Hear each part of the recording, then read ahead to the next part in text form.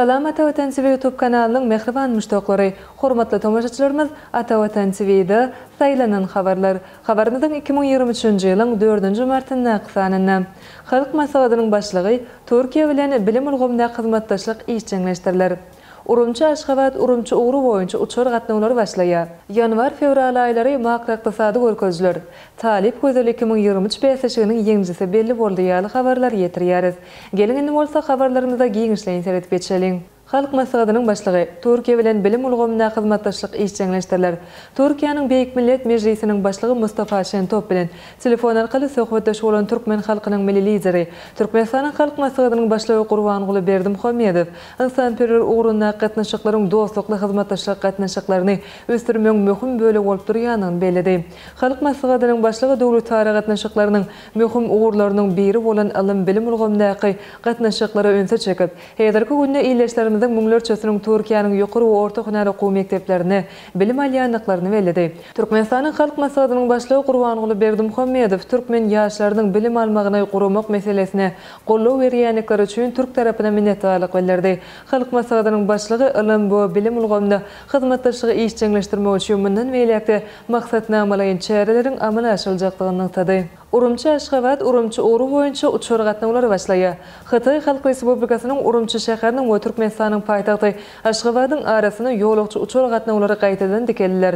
Urumçy Aşgabat, Urumçy ugru boýunça hepdede bir gezek amala aşyljak ýolagçy uçar gatnawlaryny China Airlines aviakompaniýasy ýerine ýetirer. Hytaýyň aviakompaniýasynyň beren maglumatyna görä, Urumçy Aşgabat, Urumçy ugru boýunça uçar gatnawy 29-njy martda başlaýar. Ýolagçy uçary her hepdeniň Şenwegini saat 22:20-de Urumçy şäheriniň halkara howa menziliniň Aşgabada uçar we bu uçar Aşgabatyň halkara howa menziline saat 23:30-da gonar. Hepdede bir gezek amala aşylma gözüňe tutulýan bu uçar gatnawy bir soňky gatnawy 4-nji aprelde Urumçy Aşgabat ugru boýunça 22:30 uçýar. Oşol günem ýyzyna Aşgabatdan Urumçy saat 00:45 uçýar. Aşgabatdan Urumçy şäherine aviapetekleriniň bahasy 678,160 Amerikanyň Birleşen Ştatlarynyň dollarynyň başlanýar. Iki ugru boýunça petekleriň bahasy bolsa 1129 dollara deňdir. Degişli ugru aviapeteklere China Airlines aviakompaniýasynyň Aşgabatdaky şahançasyndan satyn alyp bilersiňiz. Olu paýtagtymyzyň Magtumul şaýolynyň 141 drop bir jaýyna Ağaltyn mehmanhanasyna ýerleşýär. Telefon belgisi 36 44 51. 20 martdan başlap Türkmenistan aviakompaniýasynyň Pekin we London şäherlerine ýygdyr uçar gatnawlaryny dikildiýänligini ozal habar beripdik. Halkara okuw resminamalarynyň terjime hyzmaty Makul terjime. Daşar ýurtda bilim almak isleýän talipleriň resminamalarynyň taýyk we dogry terjime edilmegi wajyp bolup durýar. Şu maksat bilen Türkiýede we dünýäniň durly künjeginde bilim almak isleýän talipler halkara okuw resminamalarynyň terjimesi ulgamda ýürütilýän Makul hyzmat terjime merkeziniň Aşgabat şäherindäki merkezlerine ýüz tutup bilerler. Makul hyzmat terjime merkezi Aşgabat, Oğuzhan, Ankara köçesi, A-blok, Makul hyzmat edarasy 4-nji gat 401. Telefon belgileri +993 63 78 96 73 +993 12 96 48 55. Elektron poçta salgysy makulhyzmat@gmail.com. Ýanwar-fevral aýlary makroiqtisady görkezler. Türkmenistanyň prezidenti Serdar Berdimuhammedow Sanyny Markaly Ministrler Kabinetiniň nowataq mejlisini geçirdi. Onda şu ýylyň geçen 2 aýyny ýurdumyzyň ykdysadytynyň puwdoklaryny alınıp barlan işleriň jemjemlenildi. 2023-nji ýylyň ýanwar-fevral aýlarynyň makroiqtisady görkezleri barada hasabat berildi. Hasabat döwründe jemgyýet çerkönümiň artmagy munyň aýdyň suwutnamasydyr. Bu görkeziji 6,12 götörme barabar boldy. Geçen ýylyň degişli döwrü bilen deňeşdirilen jemi öndürilen önüm 6 götörme artdy. Şu ýylyň 2 aýynyň jemleri boýunça bölek satuw haryt dolanşygy 2022-nji ýylyň degişli döwrü bilen deňeşdirilen 9,5 götörme artdy. Daşar sowda dolanşygynyň möçberi eksportyň we importyň artmagynyň hasabyna geçen ýylyň degişli döwrüne garanyňda 3,14 götörme ýokarlandy.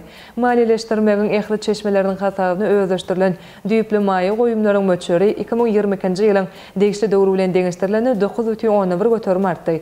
Döwlet harytçy ýygmal birjasy boýunça ýanwar-fevral aýlarynda birja sowdalarynyň 49-sy geçirilip 5050 şertnama hasap alındy.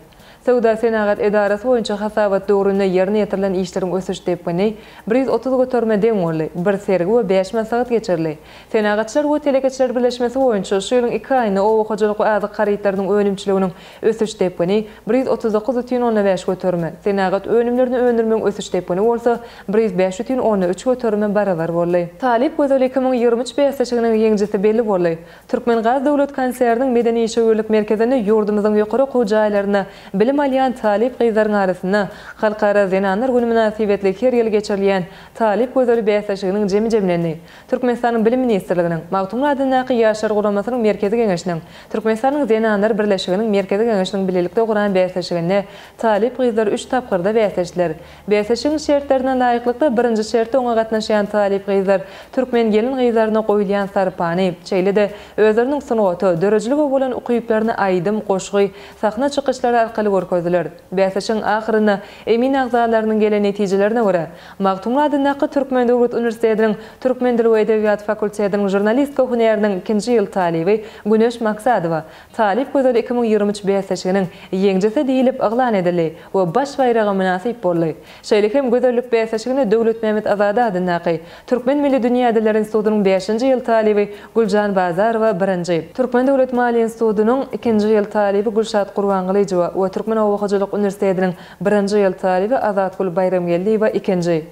Türkmen Döwlet Ykdysadyýat we Dolanyş Institutynyň 1-nji ýyl talibi Jahan Gurbanlyjowa, Murat Garyf adynaky Türkmenistanyň Döwlet Lukmançylyk Uniwersitetiniň 2-nji ýyl talibi Beýgül Sapardurdyýewa hemde Türkmen Döwlet Binegarlyk Guruluşy Institutynyň 2-nji ýyl talibi Akjamal Agajumaýewa dagy 3-nji orna münasip bolurlar. Ine mehriban müştoklar Ata Watan TV'de saýlanan habarlar gepleşigimiziň şu günkü sanyna size ýetirmek isleýän habarlarymyz şoldan ibaret. Hormatly tomaşaçylarymyz şeýlekem Amerikanyň Birleşen Ştatlarynyň elçisi, Amerikanyň Birleşen Ştatlarynyň iş öwürleri üçin Türkmenistanda giň mümkinçilikler bar. Yer titremäçi adamly edip gurulan desgalar. Russiýada bilim almak isleýän türkmenistanlaryň dikkatyna ýaly habarlary Atawatan Türkmenistan.com saýtymyzdan giňişleýän okap bilersiňiz. Gepleşigimiziň iki sanyny görüşýänçek hoş sag bolun.